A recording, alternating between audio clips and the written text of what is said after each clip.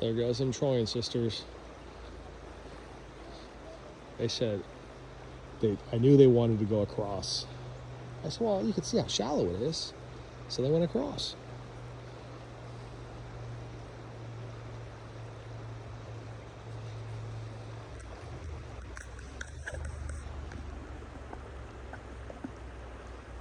Look how beautiful it is today.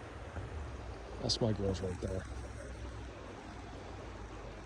Those are my little darling girls. Having fun in nature. I love it. And it was their idea. They wanted to come to the river since we got rain. Look at this.